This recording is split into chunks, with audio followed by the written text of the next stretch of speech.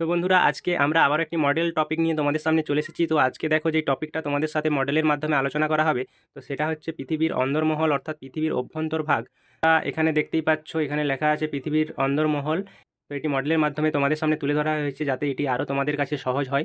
তো দেখো, এখানে আমরা জানি যে পৃথিবীর অভ্যন্তরভাগকে টোটাল তিনটি প্রধান ভাগে ভাগ করা হয়। তোমরা এই সাইডে দেখতে পাচ্ছ, প্রথমে আছে ভূত্বক, তারপরে আছে গুরুমণ্ডল এবং সবার শেষে আছে কেন্দ্রমণ্ডল।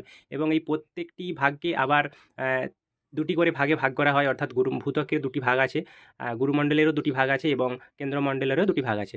তো এই মডেলের মাধ্যমে আরও এই ভূ অভ্যন্তরের স্ট্রাকচার নিয়ে তোমাদের একটা বড় বা লং ভিডিও চ্যানেলে আসতে চলেছে। তো তোমরা অবশ্যই সেই ভিডিওটা দেখো এবং এখানে কিভাবে গঠিত হয়েছে, কী কী উপাদান দ্বারা গঠিত হয়েছে এবং আরও অনেক গুরুত্বপূর্ণ ইনফরমেশন সেখানে আমরা দেবো। তো আজকে এটি শর্ট ভিডিওর মাধ্যমে তোমাদের এটা দেখালাম। তো চলো, আশা করি ভিডিও তোমাদের ভালো লেগেছে। পরবর্তী ভিডিওতে তোমাদের সামনে আবার একটি নতুন মডেল নিয়ে আমরা এখানে হাজির হব। তো ততক্ষণের জন্য বাই বাই।